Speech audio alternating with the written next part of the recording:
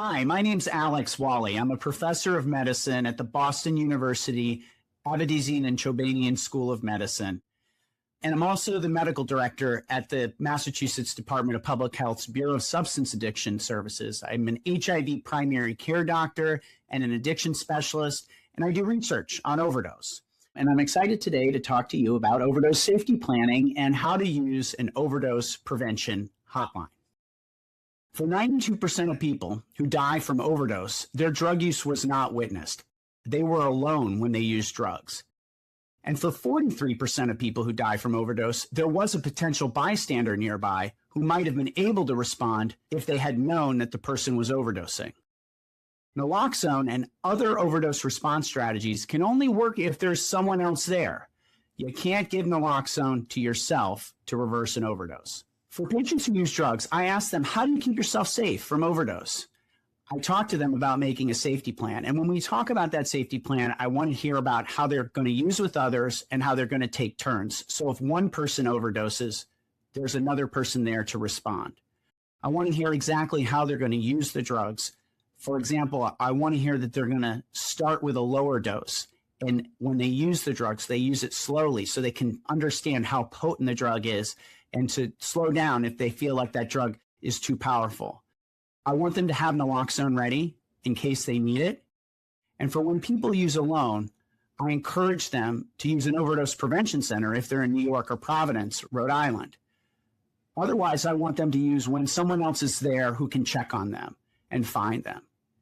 And when they're really alone and no one else is there, I encourage them to call a friend or an overdose prevention hotline like SafeSpot so that there's someone on the phone with them to make sure that they're okay.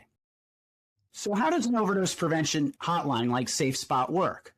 Okay, now I want you to take out your phone and I want you to scan the QR code that you see on the screen. This will drop the SafeSpot number into your phone contacts. SafeSpot is a 24-hour, 7-day-a-week phone service with trained, paid peer operators who make a safety plan with people using drugs alone. They stay with them on the line and they send help when needed.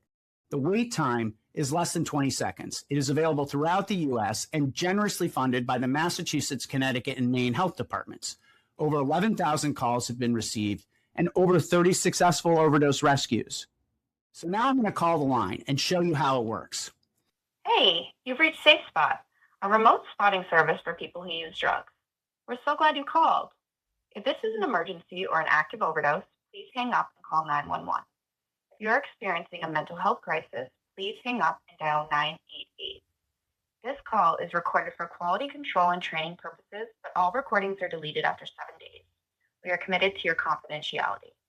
If you are familiar with virtual spotting services and want to be connected to an operator now, please select 1. Okay, I just pressed 1 to skip the rest of the message so I can get to an operator. SafeSpot, this is Buyer.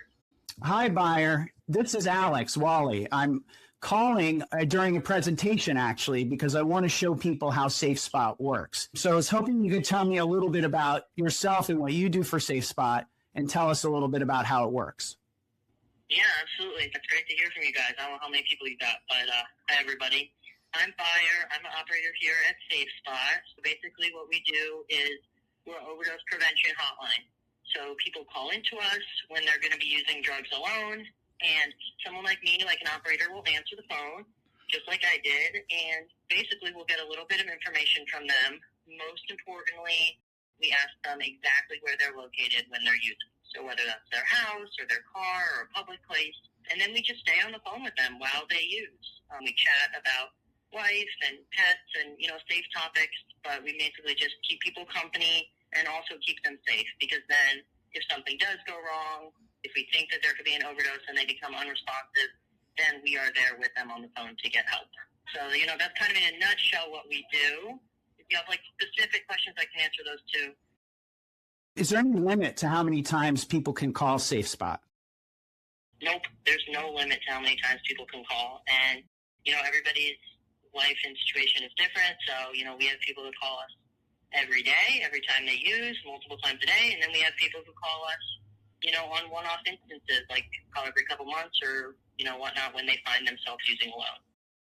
And what sort of expectations do you have of people call? Like, Are you expecting that they're going to be interested in treatment or not interested in treatment, or like what's the stance of the operators as far as the callers and where they are in their substance use?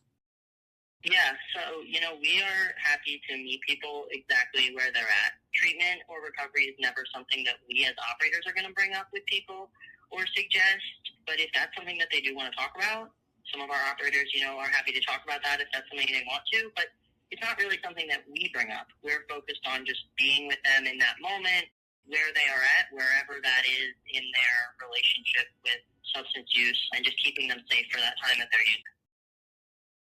What sort of drug use are people engaged in when they call SafeSpot? All kinds of different things. We see a lot of opioid users. We see a lot of people using stimulants, people using combination. We see a lot of boofing, sniffing, smoking. We're here for whatever people are using and however they're using it. It's really about just keeping them safe from that risk of overdose. Great, Buyer. Can you just tell us what boofing is? And I'm not sure everybody knows. Yeah, so boofing, you may have also heard it referred to as booty bumping. It's interrectal use. And are there different amounts of time that people are on the phone for different ways of using drugs or different drugs? Yes, absolutely. So we have what we call safety windows, and those are based off the route of use. So whether it's like injection or sniffing, smoking, or boofing. And so something shorter like injection or smoking is going to be 7 minutes from the time of use. A little longer is sniffing, 12 minutes, and boofing would be 20 minutes. I like to emphasize, though, that those are just guidelines for us. Really, it's a caller-driven service. So if the caller wants to stay on longer, we're always happy to, kind of stay with them, and we just gauge how they're feeling. Those are just safety guidelines for us. Great. How often does a call result in an overdose? Like, how often are you guys actually having to activate the safety plan when an overdose occurs? Yeah, it's actually pretty rare. So it's about 1 in 400 calls. Most of the time, it ends up okay, right? We just chat, and then we kind of get consent from the caller that they're feeling good and we're ready to go. But about 1 in 400 calls is when we do end up having to activate the emergency plan. And when you've activated, has it been successful?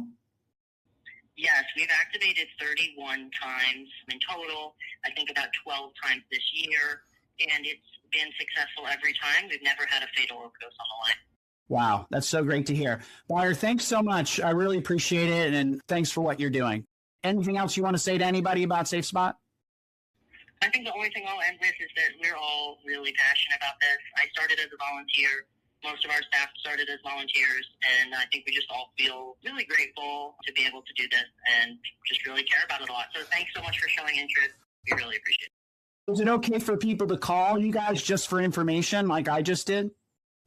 Oh, absolutely. We love that. It happens all the time. I think it's natural for people to be curious about how this works and what it is, and that's an important part of being able to then share that with others. So we totally appreciate calls like this. I regularly call with my patients in the office, and it has been a really good experience. Okay, thanks so much, Buyer. Have a great day. Keep up the great work.